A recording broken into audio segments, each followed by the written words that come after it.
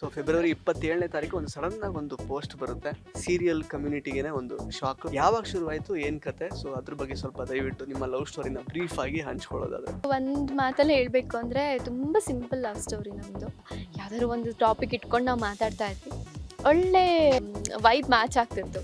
ಒಂದು ವಾರ ಆಟ ಆಡಿಸಿದ್ರು, ಒಪ್ಕೊಂಡ್ಲಿಲ್ಲ. ಅದಾದ್ಮೇಲೆ ಅವ್ರು ಪ್ರಪೋಸ್ ಮಾಡಿದ್ರು, ನಾನು ಒಂದು 3 ದಿನ ಆಟ ಆಡಿಸ್ದೆ. ಅವರು ನಲ್ಲಿ ಮೂಳೆ ಕಡಿತಾರೆ, ಆಕ್ಚುಲಿ ನೀವು ನುಗ್ಗೆಕಾಯಿ ಕಡಿತೀರಾ. ಮನೆಯವರಿಗೆಲ್ಲ ಓಕೆ ಆಯ್ತಾ? ಹೇಗೆ ಇದು ಹೆಂಗ್ ಒಪ್ಕೊಂಡ್ರು ಮನೇಲಿ ಅಂತ? ಮನೇಲಿ ಸ್ವಲ್ಪ ಒಪ್ಸೋದು ಕಷ್ಟ ಆಯಿತು, ಬಟ್ ಅದಾದಮೇಲೆ ಒಪ್ಕೊಂಡ್ರು. ನಾನ್ ವೆಜಿಟೇರಿಯನ್, ನೀವು ವೆಜಿಟೇರಿಯನ್. ಸೊ ಅವರಿಗೆ ಲೈಕ್ ಅಂದ್ರೆ ನಾನ್ ವೆಜ್ ತುಂಬಾ ಇಷ್ಟ ಇರುತ್ತೆ. ನೀವು ಕುಕ್ ಮಾಡೋದಕ್ಕೆಲ್ಲ ಕಲ್ತಿದ್ದೀರಾ? ನೀವು ನಾನ್ ವೆಜ್ ತಿಂತೀರಾ ಹೇಗೆ? ತಿಂದಿದ್ದೀನಿ. ಕುಕ್ ಮಾಡೋಕ್ಕೆ 1-2 ಐಟಮ್ ಬರುತ್ತೆ, ಅದನ್ನು ಅವ್ರಿಗೋಸ್ಕರ ಕಲ್ತಿದ್ದು. I love you so much.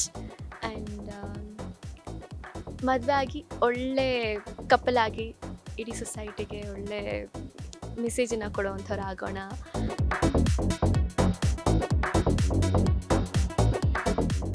ನಮಸ್ಕಾರ ಸ್ನೇಹಿತರೆ, ವಿಶ್ವವಾಣಿ ಟಿವಿ ಸ್ಪೆಷಲ್ನ ಈ ಒಂದು ವಿಶೇಷ ಸಿನಿಮಾ ಸೆಗ್ಮೆಂಟಿಗೆ ಸ್ವಾಗತ. ನಾನು ಸುಜಯ್ ರಾಜ್. ಸ್ನೇಹಿತರೆ, ಭಾರ್ಗವಿ LLB ಧಾರಾವಾಹಿ ಖ್ಯಾತಿಯ ರಾಧಾ ಭಗವತಿ ಅಭಿನಯದ ನಾನು ಕರ್ಣ ಅನ್ನುವಂತಹ ಸಿನಿಮಾ ಏಪ್ರಿಲ್ 3ನೇ ತಾರೀಕು ರಿಲೀಸ್ ಆಗ್ತಾ ಇದೆ. ಸದ್ಯಕ್ಕೆ ಈ ಒಂದು ಸಿನಿಮಾ ಬಗ್ಗೆ ಮಾತಾಡಲಿಕ್ಕೆ ನಮ್ಮ ಜೊತೆಗೆ ರಾಧಾ ಭಗವತಿ ಅವರು ಇದ್ದಾರೆ. ಮಾತಾಡಿಸ್ತಾ ಹೋಗೋಣ ಬನ್ನಿ. ರಾಧಾ ಅವರೇ, ಫಸ್ಟ್ಲಿ ಡಬಲ್ ಕಂಗ್ರ್ಯಾಚುಲೇಷನ್ಸ್. ಒಂದು ಸಿನಿಮಾ ರಿಲೀಸ್ ಆಗ್ತಾ ಇರೋದಕ್ಕೆ ಈ ವರ್ಷ 2026 ಇನ್ನೊಂದು ಎಂಗೇಜ್ಮೆಂಟ್ ಆಗಿರೋದಕ್ಕೆ ನಮ್ಮ KD JD ಅವ್ರ ಜೊತೆಗೆ. ಸೊ ಫೆಬ್ರವರಿ 27ನೇ ತಾರೀಕು ಒಂದು ಸಡನ್ ಆಗಿ ಒಂದು ಪೋಸ್ಟ್ ಬರುತ್ತೆ. ಸೊ ಆಲ್ಮೋಸ್ಟ್ ಸೀರಿಯಲ್ ಕಮ್ಯುನಿಟಿಗೆ ಒಂದು ಶಾಕು, ಅಥವಾ ಸೀರಿಯಲ್ ಕಮ್ಯುನಿಟಿ ಆಡಿಯನ್ಸ್ಗಳಿಗೆ ಒಂದು ದೊಡ್ಡ ಶಾಕು, ಪ್ಲಸ್ ಒಂದು ಒಳ್ಳೆ ಶಾಕ್ ಅಂತಲೇ ಹೇಳ್ಬೋದು. ಯಾವಾಗ ಶುರುವಾಯಿತು, ಏನು ಕತೆ? ಸೊ ಅದ್ರ ಬಗ್ಗೆ ಸ್ವಲ್ಪ ದಯವಿಟ್ಟು ನಿಮ್ಮ ಲವ್ ಸ್ಟೋರಿನ ಬ್ರೀಫ್ ಆಗಿ ಹಂಚ್ಕೊಳ್ಳೋದಾದ್ರೆ. ಮೊದಲನೇದಾಗಿ ಥ್ಯಾಂಕ್ ಯು ಸೋ ಮಚ್. ಈ ಲವ್ ಸ್ಟೋರಿ ಅಂತ ಏನು ಅಂದರೆ ತುಂಬ ಇದಾಗೇನಿಲ್ಲ.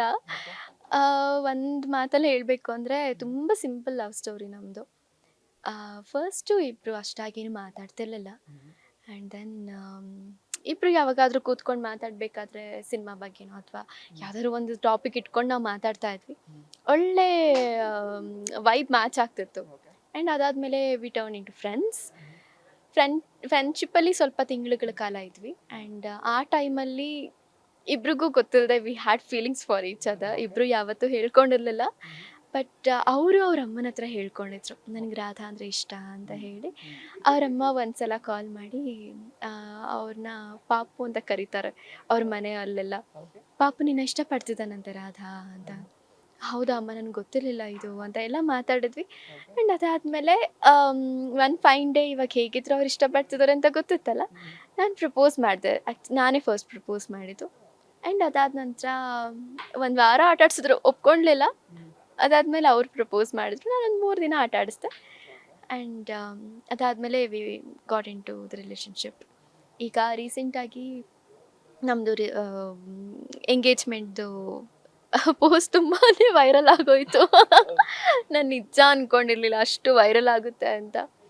ಬಟ್ ಎಲ್ರಿಗೂ ಒಂದು ಆಸೆ ಅಂತೂ ಇತ್ತು, ಎಲ್ಲ ಆಡಿಯನ್ಸ್ಗಾಗಿರಲಿ ಮತ್ತು ಎಷ್ಟೋ ಜನಕ್ಕೆ ಮಲ್ಲಿ ಜಯದೇವ್ ನಿಜ ಜೀವನದಲ್ಲೂ ಒಂದಾಗಬೇಕು ಅಂತ ಹೇಳಿ ತುಂಬ ಜನ ಆಸೆ ಪಟ್ಟಿದ್ದು ಹೌದು. ಬಟ್ ಈ ಮಟ್ಟಿಗೆ ಅಂತ ನನಗೆ ಗೊತ್ತಿರಲಿಲ್ಲ. ನಾನು ಹಾಕಿರೋ ಪೋಸ್ಟು 1.25 ಕೋಟಿ ಜನ ವ್ಯೂಸ್ ಆಗಿದೆ. ಆ್ಯಂಡ್ 4.5 ಲಕ್ಷ ಜನ ಲೈಕ್ಸ್ ಮಾಡಿದ್ದಾರೆ. ಸೊ ಎಲ್ಲೋ ಒಂಥರ ಇಷ್ಟು ಜನರ ಆಶೀರ್ವಾದ ಸಿಕ್ತಲ್ಲ ಅಂತ ಒಂದು ಕಡೆ ಖುಷಿ ಇದೆ. ಸೊ ಯಾ ಇನ್ನು ಸ್ವಲ್ಪ ದಿನದಲ್ಲಿ ಇವತ್ತು ಆ್ಯಕ್ಚುಲಿ ಡೇಟ್ ಫಿಕ್ಸ್ ಮಾಡೋಕ್ಕೆ ಅಂತ ಹೋಗಿದ್ದಾರೆ. ಇನ್ನು ಯಾವಾಗ ಅಂತ ನನಗೂ ಗೊತ್ತಿಲ್ಲ. ಗೊತ್ತಾದಾಗ ನಿಮ್ಮೆಲ್ರಿಗೂ ಹೇಳ್ತೀನಿ. ಅಂದ್ರೆ ಈಗ ನೀವು ಫೀಲಿಂಗ್ಸ್ ಇತ್ತು ಇಬ್ಬರಿಗೂ ಅಂತ ಹೇಳಿದ್ರಿ, ಮ್ಯೂಚುವಲ್ ಆಗಿ ಫೀಲಿಂಗ್ಸ್ ಶುರುವಾಯಿತು ಒಂದು ಹಂತಕ್ಕೆ ಬರುವಾಗ ಅಂತ. ಇದು ಯಾವಾಗ ಅಮೃತಧಾರೆ ಟೈಮಲ್ಲೇ ಶುರುವಾಗಿದ್ದಿದ್ದ, ಅಥವಾ ನೀವು ಭಾರ್ಗವಿ LLBಗೆ ಶಿಫ್ಟ್ ಆದಮೇಲೆ ಲೈಕ್ ಅಂತರ ಜಾಸ್ತಿ ಆಗಿ ಆ ಫೀಲಿಂಗ್ಸ್ ಜಾಸ್ತಿ ಆಯ್ತಾ ಹೇಗೆ ಅಂತ? ಇಲ್ಲ, ಅಮೃತಧಾರೆಯಲ್ಲಿದ್ದಾಗಲೇ ಅದು ಇತ್ತು. ಆಲ್ರೆಡಿ ರಿಲೇಷನ್ಶಿಪ್ಪಲ್ಲೇ ಇದ್ವಿ ನಾವು. ಬಟ್ ಎಲ್ಲೂ ಅಷ್ಟಾಗಿ ನಾವು ಅಷ್ಟಾಗಿ ಅಲ್ಲ, ಎಲ್ಲೂ ನಾವು ಬಿಟ್ಕೊಟ್ಟಿದ್ದಿಲ್ಲ. ಏಕೆಂದರೆ ಈಗ ಆರ್ಟಿಸ್ಟೇ ಪ್ರೀತಿಸ್ತಿದ್ದಾರೆ ಅಂತ ಹೇಳಿ ಬಂದಾಗ, ಅದು ಒಂದೇ ಸೆಟ್ಟಲ್ಲಿ ವರ್ಕ್ ಮಾಡ್ತಿರ್ಬೇಕಾದ್ರೆ ಅದು ಒಂಥರ ಆಕ್ವರ್ಡ್ ಅನಿಸುತ್ತೆ. ಸೊ ಹಾಗಾಗಿ ಎಲ್ಲೂ ಹೇಳ್ಕೊಳಕ್ಕೆ ಹೋಗಿರಲಿಲ್ಲ. ಬಟ್ ಕೆಲವರಿಗೆ ಕೆಲವೊಂದು ಅಂದರೆ ಡೌಟ್ಸ್ ಇತ್ತು ಅಷ್ಟೆ. ಬಟ್ ನಾವೆಲ್ಲೂ ಅದು ಕನ್ಫರ್ಮ್ ಮಾಡಕ್ಕೆ ಹೋಗಿರಲಿಲ್ಲ. ಭಾರ್ಗವಿಗೆ ಆ್ಯಕ್ಚುಲಿ ಇಷ್ಟು ದಿನ ಇಷ್ಟು ಕಷ್ಟಪಟ್ಟಿದ್ಯಾ, ಹೋಗು ಮಾಡು ಅಂತ ಹೇಳಿ ಕಳಿಸಿದ್ದು ಅವರೇನೆ. ಹೌದು. ಸೊ ತುಂಬ ಖುಷಿಯಿಂದ ಹೋಗಿ ಭಾರ್ಗವಿನ ಮಾಡ್ತಾ ಇದ್ದೀನಿ ನಾನು. ಸೊ ತುಂಬ ಸಪೋರ್ಟಿವ್ ಆಗಿದ್ದಾರೆ ಆ್ಯಂಡ್ ನಾನು ಕೂಡ ಅವ್ರ ಕೆರಿಯರ್ಗೆ ತುಂಬಾ ಸಪೋರ್ಟಿವ್ ಆಗಿದ್ದೀನಿ. ಸೊ ಸಮಾಜಕ್ಕೆ ಒಂದು ಒಳ್ಳೆ ಕಪಲ್ ಆಗಿ ಒಳ್ಳೆ ಅಂದರೆ ಮೆಸೇಜನ್ನು ಕೊಡಲಿಕ್ಕೆ ನಾವು ಟ್ರೈ ಮಾಡ್ತೀವಿ ಮುಂದೆನೂ ಕೂಡ. ಸೊ ಅವರು ನಲ್ಲಿ ಮೂಳೆ ಕಡಿತಾರೆ, ಆ್ಯಕ್ಚುಲಿ ನೀವು ನುಗ್ಗೆಕಾಯಿ ಕಡಿತೀರಾ. ಸೊ ಇದು ಹೆಂಗೆ ಆ್ಯಕ್ಚುಲಿ ಮನೆಯವರಿಗೆಲ್ಲ ಓಕೆ ಆಯ್ತಾ, ಹೇಗೆ ಇದು ಹೆಂಗೆ ಒಪ್ಕೊಂಡ್ರು ಮನೆಯಲ್ಲಿ ಅಂತ? ಅಯ್ಯೋ ದೇವ್ರೆ, ಹೌದು. ಇದು ಸ್ವಲ್ಪ ಕಷ್ಟ ಆಯಿತು. ನಾ ಅಂದರೆ ಮನೇಲಿ ಸ್ವಲ್ಪ ಒಪ್ಸೋದು ಕಷ್ಟ ಆಯಿತು. ಬಟ್ ಅದಾದಮೇಲೆ ಒಪ್ಕೊಂಡ್ರು. ಈಗ ಒಬ್ರನ್ನೊಬ್ರು ತುಂಬ ಇಷ್ಟಪಡ್ತಿದ್ದೀವಿ ಅಂತ ಬಂದಾಗ ಪೇರೆಂಟ್ಸ್ ಕೂಡ ಯೋಚನೆ ಮಾಡ್ತಾರೆ. ಸೊ ಅದೇ ರೀತಿ ನಮ್ಮ ಪೇರೆಂಟ್ಸ್ ಕೂಡ ಯೋಚನೆ ಮಾಡಿದ್ರು, ಅವರ ಪೇರೆಂಟ್ಸ್ ಕೂಡ ಯೋಚನೆ ಮಾಡಿದ್ರು. ಸೊ ಇಬ್ಬರು ಒಳ್ಳೆ ಅಂದರೆ ಚೆನ್ನಾಗಿ ಇರ್ತಾರೆ ಅಂತ ಅವ್ರಿಗೂ ಒಂದು ಕಾನ್ಫಿಡೆನ್ಸ್ ಇದೆ. ಸೊ ಅದಕ್ಕೋಸ್ಕರ ಓಕೆ ಆಯಿತು ಅಂತ ಎರಡು ಕಡೆ ಒಪ್ಪಿಗೆ ಬಂತು. ಸೊ ಆ್ಯಕ್ಚುಲಿ ನಿಮ್ಮಿಬ್ಬರ ಪೋಸ್ಟಲ್ಲಿ ಒಂದು ಸಾಮ್ಯತೆ ಇದೆ, ಏನಂತಂದ್ರೆ ಇಬ್ರು ಕೂಡ ಸಿಪಾಯಿ ಫಿಲಮ್ದು ಸಾಂಗ್ ಹಾಕಿದ್ದೀರಿ. ಆ್ಯಕ್ಚುಲಿ ಇದೇನು ಸಿಪಾಯಿ ಫಿಲಮ್ದು ಹಾಡುಗಳ ಕನೆಕ್ಷನ್ ಏನು ಆ್ಯಕ್ಚುಲಿ ಎರಡು ಪೋಸ್ಟಲ್ಲೂ? ಅವ್ರಿಗೆ ಸಿಪಾಯಿ ಮೂವಿ ಅಂದರೆ ಇಷ್ಟ, ಅದೇ ರೀತಿ ನನಗೂ ಸಿಪಾಯಿ ಮೂವಿ ಅಂದರೆ ಹುಚ್ಚು. ಸೊ ಅದರಲ್ಲಿ ಪ್ರತಿಯೊಂದು ಸಾಂಗ್ನು ನಾವು ತುಂಬ ಸಲ ಕೇಳಿರೋದುಂಟು. ಆ್ಯಂಡ್ ನಾನು ಅವರಮ್ಮ, ನಮ್ಮಮ್ಮ 3 ಜನ ನಾವು ರವಿಚಂದ್ರನ್ ಸರ್ ಅವರ ದೊಡ್ಡ ಫ್ಯಾನ್. ಅದರಲ್ಲೂ ರವಿಚಂದ್ರನ್ ಸರ್ ನನ್ನ ಕ್ರಶ್. ಸೊ ಹಾಗಾಗಿ ಅದಕ್ಕೋಸ್ಕರ ಅವರು ಆ ಸಾಂಗ್ ಹಾಕಿದ್ರೇನೋ ಗೊತ್ತಿಲ್ಲ, ಬಂಗಾರದ ಬೊಂಬೆ ನನ್ನ ಸಾಂಗ್ ಹಾಕಿದ್ರೇನೋ ಗೊತ್ತಿಲ್ಲ. ಆ್ಯಂಡ್ ಸಾರಿ, ಯಾರಲ್ಲಿ ಹೌದು ಹೌದು ಅದನ್ನ ಹಾಕಿದ್ರು. ನಾನು ನೋಡಿ ನಿಮ್ಗಿಂತ ಚೆನ್ನಾಗಿ ನಮಗೆ ಗೊತ್ತು. ಹೌದು, ಅವ್ರು ಅದನ್ನ ಹಾಕಿದ್ರು.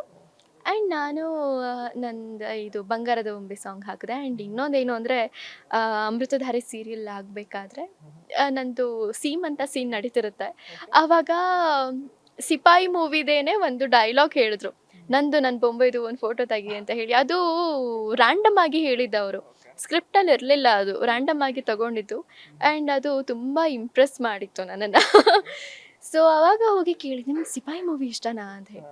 ಹೌದು, ನಾನು ನೋಡಿದ್ದೀನಿ ಅಂತ ಹೇಳಿ ಇಬ್ಬರು ಒಂದಷ್ಟು ಮಾತಾಡ್ಕೊಂಡು. ಆ್ಯಂಡ್ ನಮ್ಮ ನೆಕ್ಸ್ಟು ವಿಡಿಯೋ ಸಾಂಗ್ ಏನಾದರೂ ಅಂದರೆ ಈ ಪ್ರೀ ವೆಡ್ಡಿಂಗ್ ಶೂಟ್ ಥರದ್ದು ವಿಡಿಯೋ ಸಾಂಗ್ ಏನಾದರೂ ಬಂತು ಅಂದರೆ ಅದು ಹಾಂ ರವಿಚಂದ್ರನ್ ಸರ್ ಮೂವಿದೇ ಆಗಿರುತ್ತೆ. ಇನ್ನು ಆ್ಯಕ್ಚುಲಿ ಈಗ ಒಂದೇ ಸೆಟ್ಟಲ್ಲಿ ವರ್ಕ್ ಮಾಡುವಾಗ ಅಫ್ಕೋರ್ಸ್ ಒಂದು ಬಾಂಡ್ ಬಿಲ್ಡ್ ಆಗಿರುತ್ತೆ. ಸೊ ಯಾವ ಒಂದು ಹಂತದಲ್ಲಿ okay he will be my like ಅಂದರೆ ಲೈಫ್ ಲಾಂಗ್ ಪಾರ್ಟ್ನರ್ ಅಂತ ಯಾವ ಹಂತದಲ್ಲಿ ಯಾಕೆ ಅನ್ನಿಸ್ತು ನಿಮಗೆ? ಹಂತಗಿಂತ ಅಂತ ಏನೂ ಇಲ್ಲ, ಅದು ತುಂಬ ಲೈಕ್ ಫ್ರೆಂಡ್ಸ್ ಆಗಿದ್ವಿ ನಾವು. ಅವರಿಲ್ಲ ಅಂದರೆ ಏನೋ ಸೆಟ್ಟಲ್ಲಿ ಏನೋ ಒಂಥರ ಏನೋ ಕಳ್ಕೊಂಬಿಟ್ಟಿದ್ದೇನೇನೋ ಅನ್ನೋ ಥರ ಕೂತ್ಕೊಂಡಿರ್ತಿದ್ದೆ ನಾನು ಸೆಟ್ಟಲ್ಲಿರಲಿಲ್ಲ ಅಂದರೆ ಅವರು ಹಂಗೆ ಕೂತ್ಕೊಂಡಿರ್ತಿದ್ರು. ಸೊ ಆವಾಗ ನಮಗೆ okay, we both have feelings for each other ಅಂತ ಹೇಳಿ ಒಂದು ಅವ್ರ ಮೈಂಡಲ್ಲೂ ಇತ್ತು, ಬಟ್ ನನ್ನ ಮೈಂಡಲ್ಲೂ ಇತ್ತು. ಬಟ್ ನಾವು ಯಾವತ್ತೂ ಹೇಳ್ಕೊಂಡಿದ್ದಿದ್ದಿಲ್ಲ. ಅವ್ರು ಬಂದರೆ ನನಗೇನೋ ಒಂಥರ ಖುಷಿ, ಬಂದ್ರಲ್ಲ ಅಂತ ಹೇಳಿ ಈ ಮನಸ್ಸಲ್ಲೇ ಒಂಥರ ಖುಷಿಯಾಗಿ ಅನಿಸ್ತಿತ್ತು. ಆ್ಯಂಡ್ ನನ್ನ ನೋಡಿದ್ರು ಕೂಡ ಅವ್ರು ಹಾಗೆ ಆಡ್ತಿದ್ರು. ಸೊ ಅದೊಂಥರ ಇನ್ನಸೆಂಟ್ ಪ್ರೀತಿ ಅಂತ ಹೇಳ್ಬೋದು. ಸೊ ಈಗ ರಾಧಾ ಭಗವತಿಯವರು ಯಾಕೆಂದರೆ ಒಂದು ಮೇಯ್ನ್ ಒಂದು ಸೀರಿಯಲಲ್ಲಿ ಒಂದು ಮೇಯ್ನ್ ಲೀಡ್ ಮಾಡ್ತಾ ಇರುವಂತಹ ನಟಿ. ಅವರು ಕೂಡ ಜಯದೇವ್ ಅವರು ಕೂಡ ಅವರು ರಾಣಾ ಅವರು ಕೂಡ ಒಂದು ಒಳ್ಳೆಯ ಪಾತ್ರ ಮಾಡ್ತಿದ್ದಾರೆ ಮೇಯ್ನ್ ಲೀಡ್ ಆಗಿ ಒಂದು ಸೀರಿಯಲಲ್ಲಿ. ಸೊ ಈ ಥರ ಕರಿಯರ್ ತುಂಬ ಅಂದರೆ ಹೈಪಲ್ಲಿರುವಾಗ ಮದುವೆ ಆಗುವಂಥದ್ದು, ಕರಿಯರ್ಗೆ ಏನಾದರೂ ಸಮಸ್ಯೆ ಆಗುತ್ತಾ? ಆ್ಯಂಡ್ ನೀವು ಜಸ್ಟ್ 25 ವರ್ಷ ಅಷ್ಟೇ ಇವಾಗ. ಸೊ ಇಷ್ಟು ಬೇಗೆಲ್ಲ ಮದುವೆ ಆಗುವಂತಹ ಟ್ರೆಂಡ್ ಇವಾಗ ಸ್ವಲ್ಪ ಕಡಿಮೆ ಆಗಿದೆ ಆ್ಯಕ್ಚುಲಿ. ಸೊ ಅದ್ರ ಬಗ್ಗೆ ಏನು ಹೇಳ್ತೀರಾ ಅಂತ? ಯಾವ್ದು ಯಾವಾಗ ಆಗಬೇಕು ಅವಾಗ ಆದರೆ ಒಳ್ಳೆಯದು. ಆ್ಯಂಡ್ ಈ ಡಿಲೇಸ್ ಅಂತ ಬಂದಾಗ, ಅದರಲ್ಲೂ ಇಂಡಸ್ಟ್ರಿಯಲ್ಲಿರುವಾಗ ಡಿಲೇಸ್ ಅಂತ ಬಂದಾಗ ಒಬ್ರಿಗೊಬ್ರು ಸಪೋರ್ಟ್ ಮಾಡ್ತಿರಲ್ಲ, ಆವಾಗ ಒಂದು ಡಿಲೇಸ್ ಆಗುತ್ತೆ. ಬಿಟ್ಟರೆ ನಮ್ಮ ಮನೆಯವರು ಅಥವಾ ಅವ್ರ ಮನೆಯವ್ರ ಕಡೆಯವರು ಇನ್ಮೇಲೆ ಮಾಡೋದು ಬೇಡ ಅನ್ನೋ ಥರದ್ದು ಏನಾದರೂ ಬಂತು ಅಂದರೆ ಅವಾಗ ಸ್ವಲ್ಪ ಡಿಲೇಸ್ ಆಗುತ್ತೆ. ಓಕೆ. ಬಟ್ ನನ್ನ ವಿಚಾರದಲ್ಲಿ ಹಾಗಿಲ್ಲ. ಅವ್ರ ಅಪ್ಪ ಅಮ್ಮ ಅವರು ಎಲ್ಲರೂ ಕೂಡ ನನ್ನ ಒಂದು ಪ್ರೊಫೆಷನ್ಗೆ ಒಂದು ರೆಸ್ಪೆಕ್ಟನ್ನು ಕೊಡ್ತಾರೆ. ಮದುವೆ ಆದಮೇಲೂ ಕೂಡ ಮಾಡು ಅಂತ ಎರಡು ಕಡೆಯಿಂದನೂ ನನ್ನ ಮನೆಯವರು ಆ್ಯಂಡ್ ಅವ್ರ ಮನೆಯವರು ಅವರು ಮೂರು ಕಡೆಯಿಂದನೂ ಪಾಸಿಟಿವ್ ಆಗೇ ಬಂದಿದ್ದು. ಏಕೆಂದರೆ 8.5 ಇಯರ್ಸ್ ಆಗಿದೆ ನಾನು ಇಂಡಸ್ಟ್ರಿಗೆ ಬಂದು. ಇಷ್ಟು ವರ್ಷ ನಾನು ಕಷ್ಟಪಟ್ಟು ಬಂದಿದ್ದು ಒಂದೇ ಸಲ ಹೀಗೆ ಇಂಡಸ್ಟ್ರಿನ ಬಿಟ್ಟು ಹೋಗ್ಲಿಕ್ಕಲ್ಲ. ಏನೋ ಒಂದು ಸಾಧನೆ ಮಾಡಬೇಕು ಅಂತ ಬಂದಿರೋದು. ಇನ್ನೂ ನಾನೇನು ಸಾಧನೆ ಮಾಡಿಲ್ಲ. ಇದೆಲ್ಲ ತುಂಬ ಚಿಕ್ಕದು ಮಾಡಿರೋದು. ಇನ್ನೂ ಮಾಡಬೇಕಾಗಿರೋದು ತುಂಬ ದೊಡ್ಡದಾಗಿದೆ. ಸೊ ಕರಿಯರ್ ಬ್ರೇಕ್ ಅಂತ ಏನಿಲ್ಲ. ಇಲ್ಲ, ಕರಿಯರ್ ಬ್ರೇಕ್ ಆಗಲ್ಲ, ಯಾವುದೇ ಕಾರಣಕ್ಕೂ ಆಗಲ್ಲ. ಅವ್ರು ತುಂಬ ಸಪೋರ್ಟಿವ್ ಆಗಿದ್ದಾರೆ ಆ್ಯಂಡ್ ಅವರ ಕೆರಿಯರ್ಗೆ ನಾನು ಕೂಡ ಅಷ್ಟೇ ಸಪೋರ್ಟಿವ್ ಆಗಿದ್ದೀನಿ. ಸೊ ಇದು ಹೀಗೆ ಮುಂದುವರಿಯುತ್ತೆ. ಮದುವೆಗೆ ಒಂದು ಸ್ವಲ್ಪ ದಿನ ನಾವು ರಜೆ ತಗೋಬೋದು ಬಿಟ್ಟರೆ ನಮ್ಮ ಕೆಲಸಕ್ಕೆ ನಾವು ಮದುವೆ ನಂತರನೂ ಕೂಡ ಹಾಜರಾಗ್ತೀವಿ. ಇನ್ನು ಆ್ಯಕ್ಚುಲಿ ಈಗ ಅವರು ನಾನ್ ವೆಜಿಟೇರಿಯನ್, ನೀವು ವೆಜಿಟೇರಿಯನ್. ಸೊ ಅವರಿಗೆ ಲೈಕ್ ಅಂದರೆ ನಾನ್ ವೆಜ್ ತುಂಬ ಇಷ್ಟ ಇರುತ್ತೆ. ನೀವು ಕುಕ್ ಮಾಡೋದಕ್ಕೆಲ್ಲ ಕಲ್ತಿದ್ದೀರಾ? ನೀವು ನಾನ್ ವೆಜ್ ತಿಂತೀರಾ ಹೇಗೆ? ತಿಂದಿದ್ದೀನಿ. ಕುಕ್ ಮಾಡೋಕ್ಕೆ ಒಂದು 2 ಐಟಮ್ ಬರುತ್ತೆ. ಅದೂ ಅವ್ರಿಗೋಸ್ಕರ ಕಲ್ತಿದ್ದು. ಸೊ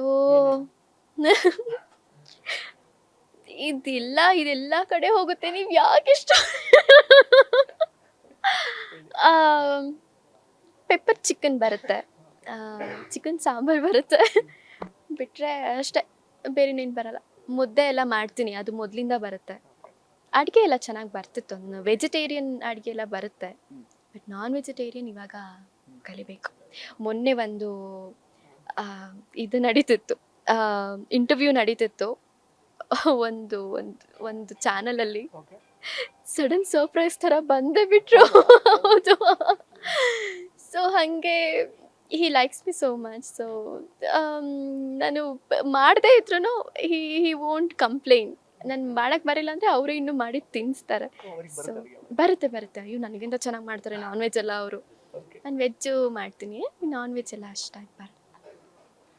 ಅಂದರೆ ಇವಾಗ ಅವರಲ್ಲಿ ತುಂಬ ನಿಮಗೆ ಇಷ್ಟ ಆಗುವ ಗುಣ ಯಾವುದು? ಸಿಕ್ಕಾಪಟ್ಟೆ ನನಗೆ ಇಷ್ಟ ಆಗೋಯ್ತಿದ್ದು ಅಂತ, ಮತ್ತು ಅವರಿಗೆ ನಿಮ್ಮಲ್ಲಿ ಇಷ್ಟ ಆಗಿರುವ ಗುಣ? Is a very kind hearted person and ತುಂಬ ಏನಂತಾರೆ, ತುಂಬ ಜೆಂಟಲ್ಮೆನ್ ಅಂತ ಹೇಳ್ಬೋದು ಅವ್ರನ್ನ. Is very innocent. ಏನಾದರೂ ಸಿಕ್ಕರೂ ಆಟ ಆಡ್ಕೊಂಡು ಕುತ್ಕೊಳ್ಳೋ ಅಂಥ ಒಂದು ಇದಿರೋ ಅಂಥವ್ರು.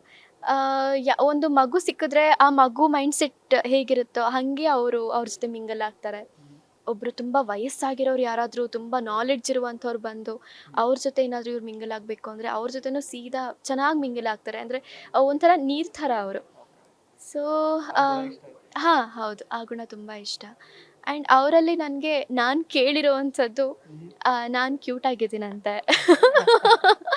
ಆ್ಯಂಡ್ ಇನ್ನಸೆಂಟ್ ಅಂತಾರೆ ಆ್ಯಂಡ್ ಕೈಂಡ್ ಹಾರ್ಟೆಡ್ ಅಂತಾರೆ. ಸೊ ಅವರಿಗೆ ನನ್ನಲ್ಲಿ ಆ ಗುಣಗಳು ಇಷ್ಟ ಆಗಿರಬಹುದು ಆ್ಯಂಡ್ ನನಗೆ ಅವರಲ್ಲಿ ಈ ಗುಣಗಳು ಇಷ್ಟ.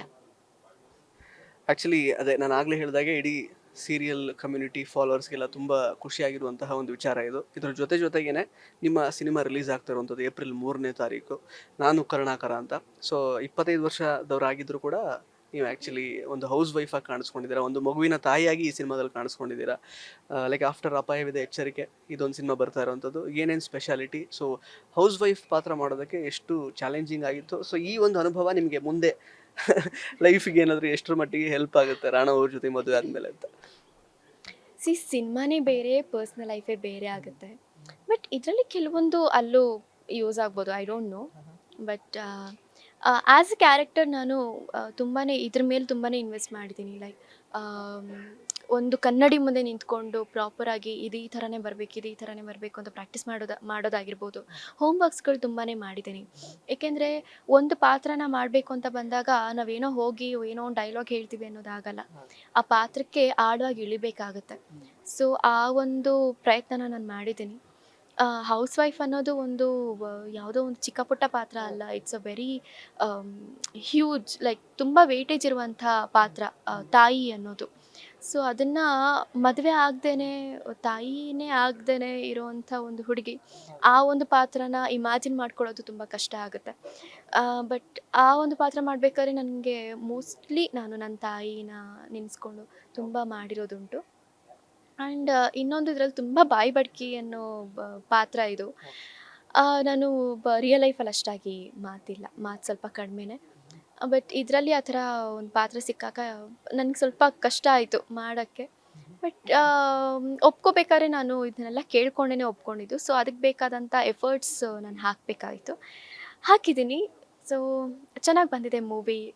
ಟ್ರೈಲರೆಲ್ಲ ನೀವು ನೋಡಿದ್ರಿ, ನಿಮ್ಮೆಲ್ರಿಗೂ ಇಷ್ಟ ಆಗಿದೆ ಅಂತ ಭಾವಿಸ್ತೀನಿ. ಆ್ಯಂಡ್ ಸಿನಿಮಾದು ಸಾಂಗ್ಸ್ಗಳು ಕೂಡ ತುಂಬ ಚೆನ್ನಾಗಿ ಬಂದಿರೋವಂಥದ್ದು.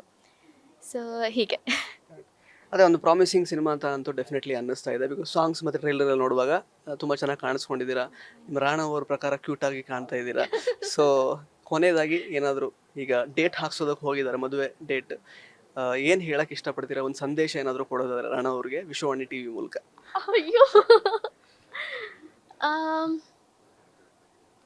ಒಂದು ಮೆಸೇಜ್ ಕೊಡೋದಾದರೆ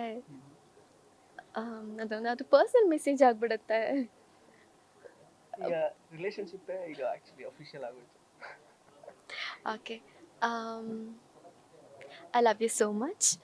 ಆ್ಯಂಡ್ ಮದುವೆ ಆಗಿ ಒಳ್ಳೆ ಕಪಲ್ ಆಗಿ ಇಡೀ ಸೊಸೈಟಿಗೆ ಒಳ್ಳೆ ಮೆಸೇಜನ್ನು ಕೊಡೋವಂಥವ್ರು ಆಗೋಣ.